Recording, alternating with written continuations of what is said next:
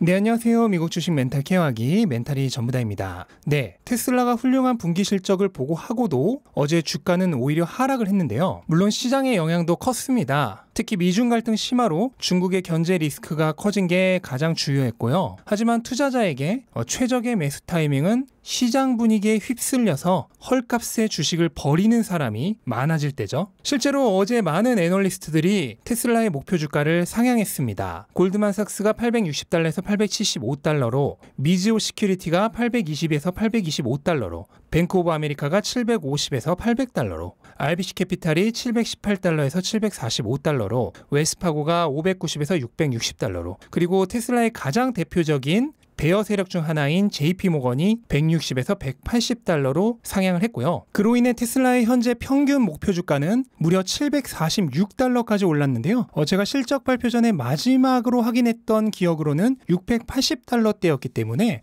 거의 60달러 정도 평균 목표 주가가 오른 것 같습니다. 그 외 많은 테슬라 불세력들은 원래 목표 주가를 재확인했습니다. 파이퍼 샌들러가 1200달러, 오펜하이머가 1080달러, 아거스가 1010달러, 이렇게 1000달러 이상의 목표 주가를 설정한 기관들은 아무래도 현재 주가와 목표 주가의 괴리가 크기 때문에 여기서 더 상향하는 거는 조금 어려웠겠죠? 애널리스트들은 목표 주가와 현 주가의 괴리가 너무 크면 아무래도 부담이 될 수밖에 없기 때문이죠. 물론 내린 곳도 있습니다. 캐나코드가 이번 실적 보고서에도 있었던 반도체 부족에 대한 우려를 표하면서 812달러에서 768달러로 내렸는데요. 하지만 여전히 바이 등급을 유지하고 있습니다. 또한 목표 주가뿐만 아니라 많은 애널리스트들이 테슬라의 올해 추정 EPS를 대폭 상향했는데요.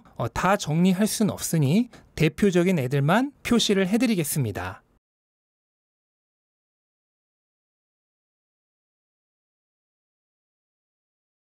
네, 그리고 심지어 대표적인 테슬라 베어 세력, 그러니까 테슬라 까들조차도 테슬라의 올해 예상 EPS를 상향했는데요. JP모건도 1달러 이상 상향했고요. 번스타인도 마찬가지로 1달러 이상 상향. 특히나 우리들의 고든이가 무려 1달러에서 3달러 61센트로 3배 넘게 올해 EPS 추정치를 상향했습니다. 이건 정말 엄청난 상향이죠. 하지만 그럼에도 불구하고 목표 주가는 기존의 67달러를 그대로 유지했어요. 이 정도면 거의 곤조죠. 근데 보시면은 불세력이나 베어 세력이나 EPS 추정치 자체는 별로 차이가 안 나는 걸 알 수 있어요. 그러니까 여기서 테슬라를 단순한 자동차 기업이 아니라 소프트웨어 기업으로 보고 멀티플을 많이 주느냐, 아니면 자동차 회사로 보고 자동차 회사에 멀티플을 주느냐에 따라 목표 주가가 몇 배나 차이 난다는 걸 알 수가 있습니다.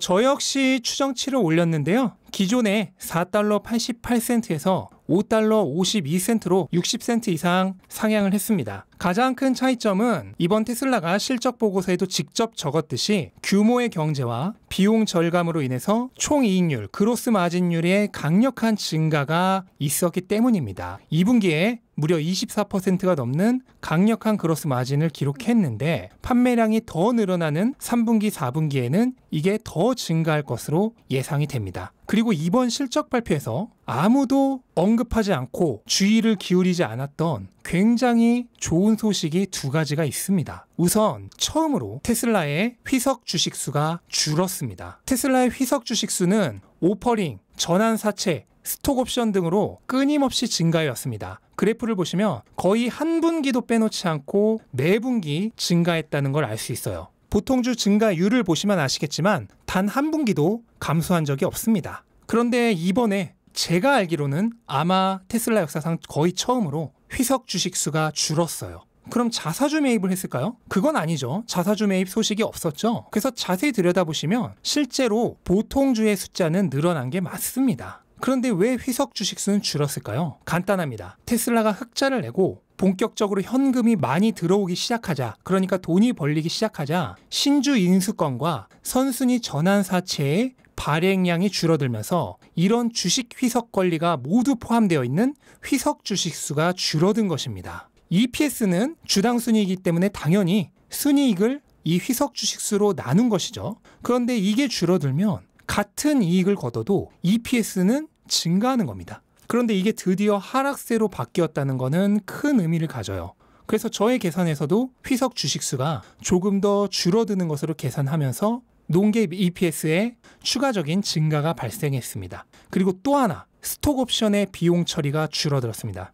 이거는 일론 머스크에게 지급하는 스톡옵션이 작년만큼 급격하게 증가하지 않았기 때문인데요. 일론 머스크는 미리 정해져 있는 성과를 거둘 때마다 스톡옵션을 추가로 지급받죠. 이게 작년에 테슬라가 급성장하면서 급격하게 증가했다가 올해는 작년만큼의 엄청난 성장을 하고 있지 않기 때문에 스톡옵션의 증가 추세가 마이너스로 돌아선 겁니다. 만약 올해 더 이상의 추가적인 스톡옵션이 없다면 기존에 주었던 스톡옵션들의 비용 처리가 되면서 점차적으로 이 스톡옵션 비용이 줄어들 것입니다. 그런데 웃긴 건 이게 줄면요, 논갭 EPS는 오히려 하락합니다. 왜냐하면 갭 순이익에 이 주식 기반 보상을 더한 것만큼이 논갭 순이익인데요. 주식 기반 보상이 줄어든다면 당연히 논갭 순이익이 줄어들게 됩니다. 그럼 이게 나쁜 거냐? 절대 아니죠. 갭 순이익과 논갭 순이익의 차이가 줄어드는 건 좋은 겁니다. 그만큼 테슬라가 수익도 많아지고 더 이상 주식 기반 보상을 포함한 논갭 순이익으로 기업 실적을 평가할 필요가 점점 없어진다는 얘기입니다.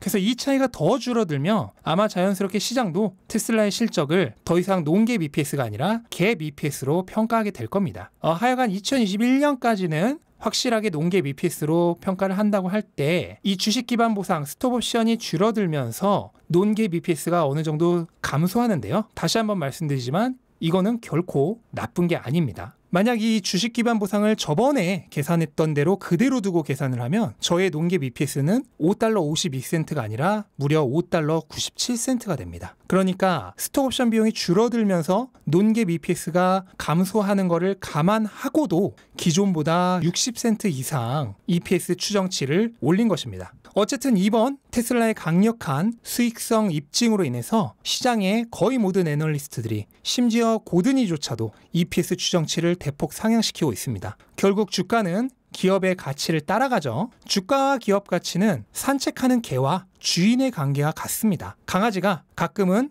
주인을 앞서갔다가 또 주인보다 뒤쳐져 갔다가 왼쪽으로 갔다가 오른쪽으로 갔다가 아무리 천방지축으로 날뛰어도 결국 주인에게서 벗어날 수 없듯이 주가와 기업 가치도 마찬가지의 관계를 가집니다. 어쩔 땐 주가가 기업 가치를 훨씬 앞서가고 또 어쩔 땐 기업 가치가 주가를 앞서기도 합니다. 하지만 산책하는 개가 결국 주인 곁에서 멀어질 수 없듯이 기다리면 결국 기업 가치와 주가는 다시 만나게 되어 있습니다.